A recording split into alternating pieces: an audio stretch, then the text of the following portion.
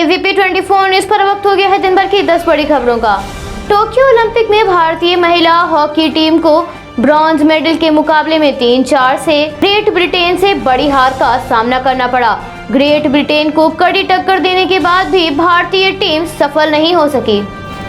हालांकि भारतीय team bronze medal जीतने में असफल रही, मगर टोक्यो में अपने अभियान का अंत चौथे स्थान पर रहकर किया। इससे पहले 1980 में भी भारतीय महिला हॉकी टीम चौथे स्थान पर रही थी। मुकाबले में शुरुआती 15 मिनट के खेल में भारतीय टीम अपनी लय पाने की कोशिश करती दिखी। इस वजह से टीम इंडिया खराब डिफेंस एक बार फिर सामने आया। ब्रिटेन ने इसका फायदा उठाया और बढ़त के साथ टीम इंडिया को दबाव में डाल दिया। टीम इंडिया के कमजोर डिफेंस ने मुश्किलें खड़ी कर दी।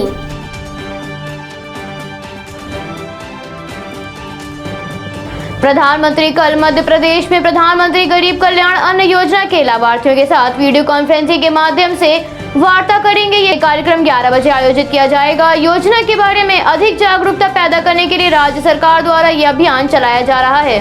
गौरतलब है, कल ये कार्यक्रम उत्तर प्रदेश में किया गया था, जिसमें राज्य के योजना के लाभार्थियों ने प्रधानमंत्री से वार्ता की थी। प्रधानमंत्री कार्यालय द्वारा प्राप्त जानकारी के अनुसार मध्य प्रदेश में 7 अगस्त को प्रधानमंत्री गरीब कल्याण अन्न योजना दिवस के रूप में मनाया जाएगा।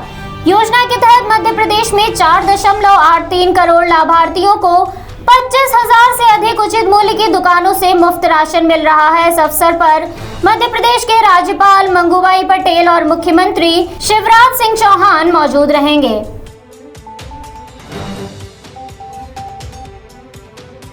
संसद के मॉनसून सत्र का आज 13वां दिन रहा, जिसमें आज भी पेगासस जासूसी कांड, कृषि कानून, महंगाई समेत अन्य मुद्दों को लेकर संसद में हंगामा देखा गया। विपक्षी दलों के नेताओं की बैठक राज्यसभा के विपक्ष नेता मल्लिकार्जुन खड़गे के कमरे में आयोजित की गई, जिसमें कांग्रेस नेता राहुल गांधी भी मौजूद रहे।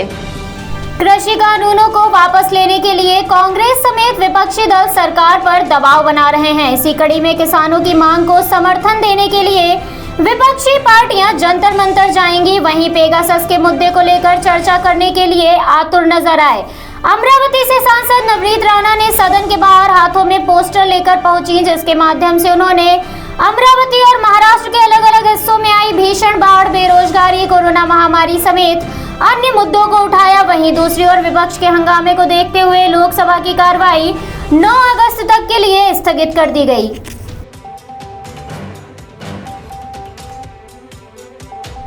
कोरोना की तीसरी लहर को देखते हुए भारत के विभिन्न राज्यों में सरकारें तैयारियों में जुट गई हैं। वहीं दिल्ली के स्वास्थ्य मंत्री सत्येंद्र जैन ने बताया, तीसरी लहर से निपटने के लिए सरकार PSA प्लांट लगवा रही है। बता दें, दूसरी लहर में ऑक्सीजन की कमी के कारण कई लोगों को अपनी जान गंवानी पड़ी थी, जिसके बाद राज्य सरकारें ऑक्सीजन प्लांट्स पर भी विशेष ध्यान दे रही हैं। आगे स्वास्थ्य मंत्री ने बताया, ICU और वेंटिलेटर बेड बढ़ाने पर काम तेजी से चल रहा है। सरकार के अस्पतालों में बुनियादी स्वास्थ्य ढांचा बढ़ाने पर सबसे अधिक जोर है। सरकार ने दूसरी लहर के अनुभव से सीख लिया है कि किसी भी संभावित लहर से निपटने के लिए सभी आवश्यक उपाय करना बेहद जरूरी है।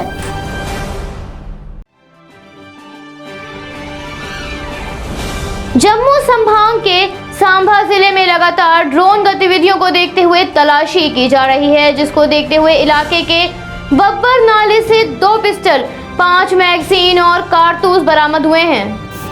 हथियार बरामद होने के बाद इलाके की घेराबंदी कर पुलिस और सेना के जवान तलाशी अभियान शुरू कर दिया। इसी इलाके में ड्रोन की गतिविधि देखी गई थी, जिसके बाद ऐसी आशंका जताई गई कि उसके ही जरिए हथियार गिराए गए हैं, जिन्हें आतंकियों तक पहुंचाना था। जांच के दौरान 2 पिस्टल, 5 मैगजीन, पिट्ठू बैग, IED जैसा एक खाली पाइप और 122 कारतूस बरामद हुए हैं।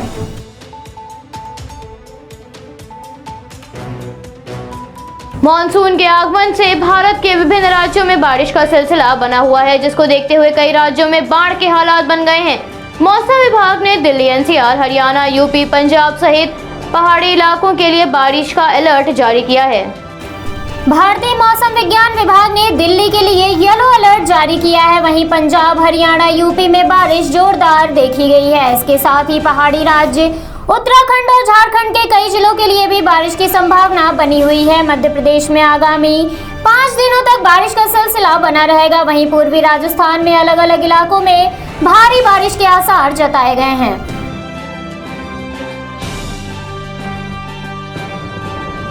कोरोना की दूसरी लहर का असर अब कम हो गया है। संक्रमण के मामलों में गिरावट देखी जा रही है, मगर केरल में संक्रमण का खतरा बढ़ गया है। पिछले 24 घंटों में कोरोना के 44,643 नए मामले सामने आए। महामारी से स्वस्थ होने वालों की संख्या में भी वृद्धि देखी जा रही है। महामारी को पिछले 24 घंटों में 41,096 लोगों ने मात दी है। वहीं 464 लोगों ने संक्रमण से अपनी जान गंवा दी।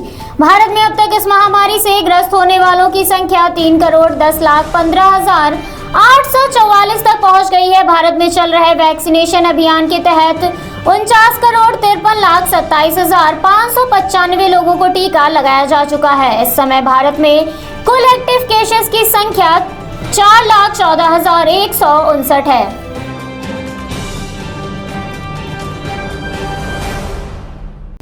देश में दुनिया का सबसे बड़ा कोरोना वैक्सीनेशन अभियान चल रहा है, जिसमें केंद्र के अनुसार इस वर्ष के अंत तक वैक्सीन की 136 करोड़ से अधिक खुराकें देश में उपलब्ध होंगी।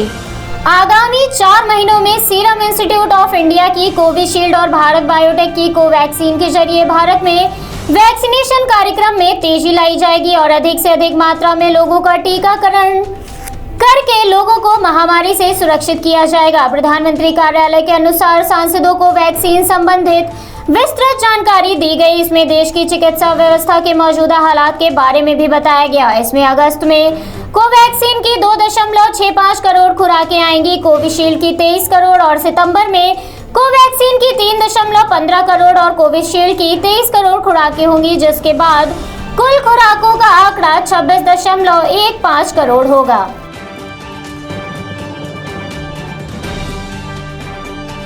आज ही के दिन 76 वर्ष पहले 1945 में अमेरिका ने जापान के हिरोशिमा शहर पर परमाणु हमला किया था, जिसके ठीक 3 दिन बाद जापान के नागासाकी शहर पर दूसरा परमाणु बम गिराया गया था और दोनों ही शहरों में चारों ओर तबाही का भयानक मंजर फैल गया।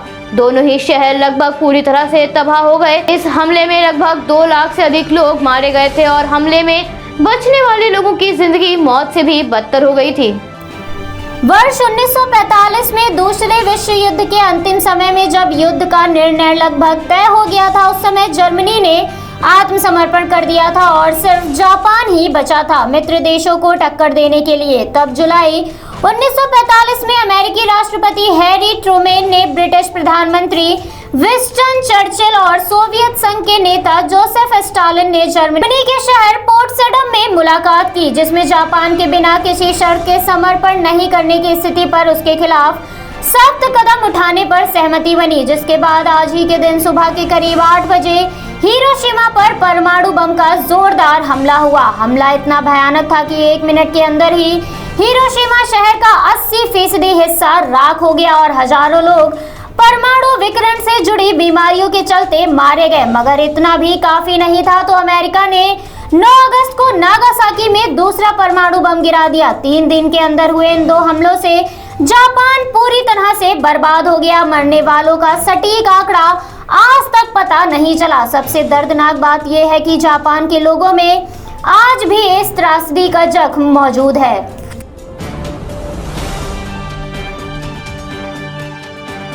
चीन से चल रहे विवाद को देखते हुए ताइवान हथियारों की खरीद अमेरिका से करेगा। दोनों देशों के मध्य करीब 5,500 करोड़ रुपए के हथियार ताइवान को बेचने की डील हुई है। ताइवान के विदेश मंत्रालय से प्राप्त जानकारी के अनुसार अमेरिका ने ये अनुमति चीन के साथ जारी तनाव के दौरान दी है, जिसके कई मतलब निकाले जा रहे हैं। इससे देश की रक्षा व्यवस्था और भी मजबूत होगी। वहीं दूसरी ओर अमेरिकी रक्षा सहयोग ने कहा सौदे के तहत ताइवान को 155 mm self propelled howitzer system और इससे संबंधित उपकरण मुहैया करवाए जा रहे हैं। हालांकि अभी तक इस डील पर चीन की ओर से कोई प्रतिक्रिया नहीं आई है, मगर वहां मौजूद सरकार को चीन कई बार हमले की धमकी दे चुका है।